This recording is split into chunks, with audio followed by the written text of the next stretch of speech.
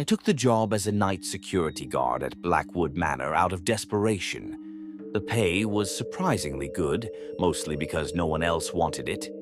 The manor was a sprawling Gothic monstrosity on the outskirts of town, donated to the local historical society years ago, but largely left to decay due to lack of funds. It was rumored to be haunted, of course. Every old, creaky building is. I wasn't a believer. I needed the money. My job was simple: patrol the grounds and the interior of the main house a few times a night, make sure no vandals or adventurous teenagers got in, and generally just be a presence. The Historical Society had installed a basic alarm system, but it was unreliable. The first few weeks were uneventful. The house was undeniably creepy. Dust lay thick on everything, cobwebs draped the ornate furniture like macabre decorations, and the silence was so profound it felt heavy. The only sounds were the groan of the old timbers settling, the wind whistling through ill-fitting window frames, and my own footsteps echoing on the decaying wooden floors. Then, the small things started. I'd leave a room, certain a door was closed, only to find it ajar on my next patrol. A book in the library would be on the floor, though I was sure it had been on the shelf. I chalked it up to drafts, my own forgetfulness, the general dilapidation of the place. One night I was in the grand ballroom, a cavernous space with a massive dust-covered chandelier. I heard a faint melody, like a music box, coming from the far end of the room. It was delicate, tinkling, and utterly out of place. I froze, my flashlight beam cutting through the darkness. The melody played for a few seconds, then stopped. I swept the beam across the room. Nothing, just shadows and dust. My heart was racing. I told myself it was the wind playing tricks with the acoustics, or maybe an old forgotten toy somewhere. The incidents escalated. I'd hear footsteps in the hallway above when I was on the ground floor. Soft whispers that seemed to come from just behind me. But when I turned, there was nothing. Cold spots would appear and disappear in random rooms. I started to feel a constant, oppressive sense of being watched, of not being alone. I tried calling the police once after hearing what sounded like heavy furniture being dragged across the floor in the master bedroom upstairs. A room I knew was empty. 2 young officers responded, looking more annoyed than concerned. They walked through the house with me, flashlights sweeping. Of course, they found nothing. "Look, sir," one of them said. "This is an old house. Old houses make noises. It's probably just settling or rats in the walls." "I know what rats sound like," I said, trying to keep the frustration from my voice. This was different. They exchanged a look. "Well, there's no sign of a break-in. Everything's secure. If you hear it again and you think someone's actually here, give us a call. But for noises, not much we can do." They left, and I was alone again, the silence of the manor pressing in. The final straw came a week later. It was a particularly stormy night, rain lashing against the windows, wind howling like a banshee. I was doing my 2 a.m. patrol. As I entered the main parlor, a room dominated by a huge cracked oil painting of the Blackwood family patriarch, I noticed something on the floor. It was a child's old wooden rocking horse, one I'd seen tucked away in a dusty corner of the attic during my initial walkthroughs. It was now in the center of the parlor, slowly, almost imperceptibly, rocking back and forth. I stopped dead, my breath catching in my throat. The air in the room was frigid. The rocking horse continued its silent, rhythmic motion. Then, from the dark recesses of the hallway leading to the servants' quarters, I heard it. A little girl's giggle, soft, innocent, and utterly terrifying in that context. I didn't even think. I turned and fled. I didn't stop running until I was out of the manor in my car and speeding away down the long, tree-lined drive. I called my boss from a gas station payphone a few miles away. I told him I quit. I didn't go into details, just said the place was too much for me. He didn't sound surprised. He just sighed and said he'd find someone else. I never found out what happened to Blackwood Manor after that. I heard a rumor that the Historical Society eventually managed to get some funding and started renovations, but I never went back to check. Sometimes I wonder if the new guards or the renovation crews ever heard the music box or the footsteps or the little girl's giggle. I wonder if they ever saw the rocking horse move on its own. And I wonder if, when they inevitably called the police, they were told it was just an old house settling, or rats in the walls. Because in places like Blackwood Manor, when the darkness itself seems to be alive, the police don't help. They can't. They're dealing with a different kind of intruder.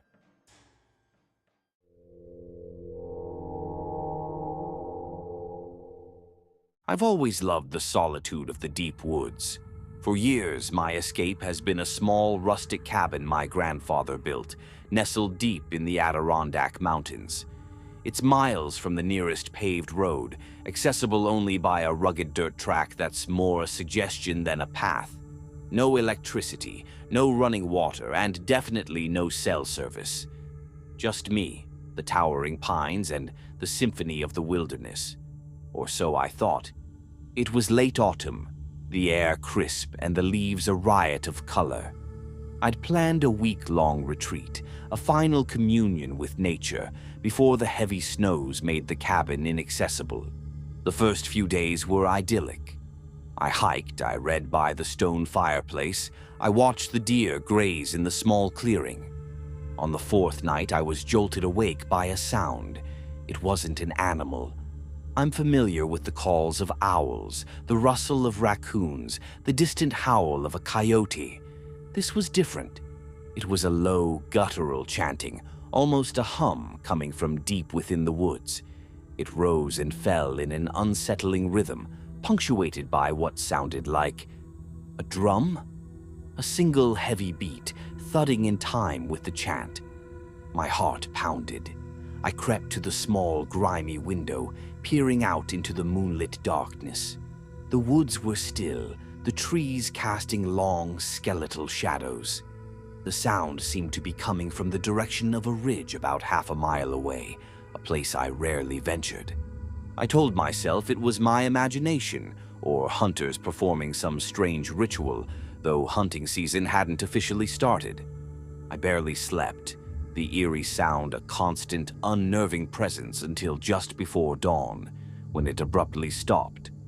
The next day, I tried to rationalize it. Wind through the trees, a trick of acoustics. But the precision of the rhythm, the almost human quality of the chant, gnawed at me. I decided to hike towards the ridge, more out of a need to debunk my fears than actual curiosity. As I got closer, the woods grew quieter. No birdsong, no rustling squirrels, just an oppressive silence.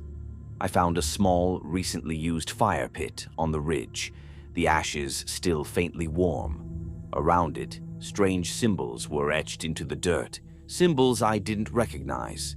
And there were bones, small animal bones arranged in a deliberate pattern. A cold shiver ran down my spine. This wasn't hunters. I backed away slowly, then turned and practically ran back to the cabin. I packed a few essentials, my rifle, and decided to hike out to the nearest ranger station, a good 5-hour trek. The thought of spending another night there, with that out in the woods, was unbearable. When I finally reached the ranger station, a grizzled man named Hank listened to my story with a patient, slightly amused expression. "Sounds like some kids messing around, son," he said when I finished, describing the chanting, the symbols, the bones. Or maybe some local folks with their own traditions. We get all sorts up here. But it felt wrong, I insisted. It wasn't normal. "Look," Hank said, "I can send a ranger up to take a look when we get a chance, maybe in a day or two. But if they're not harming anyone or starting forest fires, there's not much we can do about people being weird in the woods. It's a big forest." He clearly didn't take me seriously. I felt a familiar frustration. What did it take for someone to believe you when something was genuinely off? Defeated, I hiked back to my truck, which was parked near the main road, and drove home, cutting my retreat short. I couldn't shake the feeling of those woods, the silence, the chanting. A week later, Hank called me. "Well, we sent a guy up to your cabin area. Didn't find much. Fire pit was cold. Some old animal bones, like you said. Could have been coyotes. No strange symbols, though. Ground was pretty disturbed, like it had been raked over." Raked over. My blood chilled. Someone had covered their tracks. "So, you found nothing?" I asked, a knot in my stomach. "Nope. Like I said, probably just some local color. You city folks get spooked easy." He chuckled. I never went back to that cabin alone. The next spring, I convinced a couple of friends to go with me. The cabin was untouched, thankfully, but the woods felt different, colder. We didn't hear any chanting, but on our second night, as we sat around the fire, we heard a single heavy drum beat from the direction of the ridge. Just once. Then silence. My friends looked at me, their bravado fading. "What was that?" one of them whispered. I just shook my head. "I don't know, but I think it's time to leave." We packed up in the pre-dawn light and hiked out. As we reached the edge of the dense pines where the trees thinned out, I looked back, and for a fleeting moment I thought I saw figures, tall and shadowy, standing just inside the tree line watching us. They blended so perfectly with the dark trunks and deep shadows that I couldn't be sure. I didn't tell my friends. I didn't call the rangers.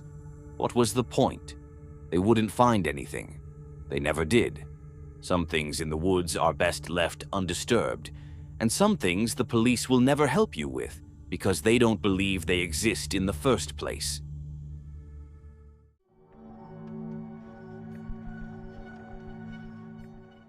It started subtly, as these things often do. I just moved into a small rental house in a quiet, older neighborhood after a messy breakup. It was my first time truly living alone, and at 28 I was eager for the peace and quiet. The house itself was nothing special, a 2-bedroom, 1-bath place with a decent-sized, if somewhat overgrown, backyard, fenced on 3 sides. The back of the yard faced a dense, unkempt patch of woods that separated our properties from the next street over. The first few weeks were blissful. I painted, I unpacked, I relished the silence. Then I started noticing things, small things. A single, perfect red rose left on my back porch swing one morning. I assumed it was a misplaced delivery or a friendly gesture from an unseen neighbor, though I hadn't met anyone yet. A few days later, a small polished river stone appeared on the windowsill outside my kitchen. Odd, but again I dismissed it. Kids, maybe. The gifts, as I sarcastically started calling them in my head, continued. A small hand-carved wooden bird, a pressed 4-leaf clover.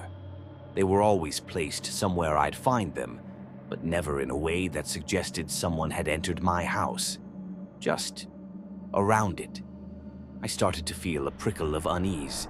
This wasn't just kids. This felt deliberate, almost curated. I mentioned it to my friend Sarah over the phone. "Maybe you have a secret admirer," she giggled. "A really shy, slightly creepy one." I tried to laugh it off, but the feeling of being watched was growing. I started double-checking my locks before bed, peering out the windows before I went into the backyard. One evening, I was washing dishes, looking out the kitchen window into the darkening yard. The motion sensor light above my back door suddenly flickered on. I froze, heart lurching. I saw nothing, just the overgrown grass and the looming shadows of the woods beyond the fence. I told myself it was a raccoon or a stray cat, but the light stayed on for a full minute, then clicked off. A few seconds later, it clicked back on. Again? Nothing. This happened 3 times. The next morning, there was a small, tarnished silver locket on my doorstep. It was old, and when I reluctantly opened it, it was empty. That was it. This was too much. I called the non-emergency police line. An officer, a bored-sounding guy named Miller, came out. I showed him the locket, told him about the other items, the motion light. He listened, his expression unchanging. "Ma'am," he said, "it's probably just kids from the neighborhood. Or, like your friend said, a secret admirer. There's no sign of forced entry. Nothing's been stolen. Honestly, there's not much we can do unless they actually try to break in or threaten you." "But it's unsettling," I insisted. "I feel like I'm being watched." He shrugged. "A lot of people feel watched. Install some cameras if you're worried, but unless a crime is committed, our hands are tied." He gave me a pamphlet on neighborhood watch and left. I felt foolish and more alone than ever. The gifts stopped for a while after that, and I started to relax a little. I even bought a cheap security camera for the back porch, though the image quality wasn't great. Maybe Officer Miller was right. Maybe it was just a weird prank that had run its course. Then, about a month later, I came home from work late. It was almost midnight. As I walked up my driveway, I glanced at my front window, the one to my living room. For a split second, I thought I saw a face, pale and indistinct, looking out. I blinked, and it was gone. My blood ran cold. I fumbled for my keys, heart hammering, and rushed inside, slamming and locking the door. I checked every room, every closet, under the bed. Nothing. I told myself I was overtired, stressed. I checked the footage from my back porch camera. Nothing out of the ordinary, but I couldn't shake the feeling. I slept with the lights on that night. The next morning, I was a wreck. I decided to take a personal day. As I was making coffee, I noticed the back door, the one leading to the yard, was slightly ajar. Just a crack. I knew with absolute certainty that I had locked it. I always locked it. I had triple-checked it the night before after the face in the window incident. My hands were shaking so badly I could barely hold my phone. I called 911. This time, 2 officers came. I explained everything. Again, the door, the feeling of being watched, the previous incidents. They were more sympathetic this time, seeing my genuine terror. They searched the house thoroughly, the yard, even poked around the edge of the woods. They found nothing. No footprints, no signs of forced entry, other than the door I claimed was locked. "It's possible the latch didn't quite catch, ma'am," one of them suggested gently. "Sometimes these old doors—" "Or you were tired and forgot," the other added, not unkindly. They took a report, advised me again to upgrade my security, and left. I felt a crushing sense of despair. They didn't believe me, or if they did, there was nothing they could or would do. I couldn't stay there. I called Sarah, sobbing. She came over immediately. While I packed an overnight bag, she went to make sure the back door was secure. She came back into my bedroom, her face pale. Liz," she said, her voice trembling slightly, "you need to see this." On my nightstand, right next to my alarm clock, was a single wilted red rose, the same kind as the first one I'd found on the porch. And next to it, a small, neatly folded piece of paper. My breath hitched. Sarah picked it up with 2 fingers as if it were contaminated. She unfolded it. In neat, small block letters, it read, "I like watching you sleep. You look so peaceful." We didn't wait. We grabbed my bag and ran to her car. I called the police again from her car as we sped away. I told them about the note, the rose inside my bedroom. "We'll send someone to check it out," the dispatcher said, her voice devoid of any urgency. I never went back to that house. I broke my lease, forfeited my deposit. I stayed with Sarah for a month until I found a new apartment, a 3rd-floor unit in a busy part of the city with multiple locks and a doorman. The police called me a few days after the Rose incident. They said they'd found no one in the house, no fingerprints other than mine. The case was, for all intents and purposes, closed. Probably a disturbed individual who has since moved on, was their official, unofficial explanation. Sometimes, late at night, when I'm alone in my new apartment, I think I hear a faint scratching at the window or see a flicker of movement in my peripheral vision. And I remember the rose and the note. And I know deep down that whoever it was, they didn't just move on. They're out there, and the police can't or won't help.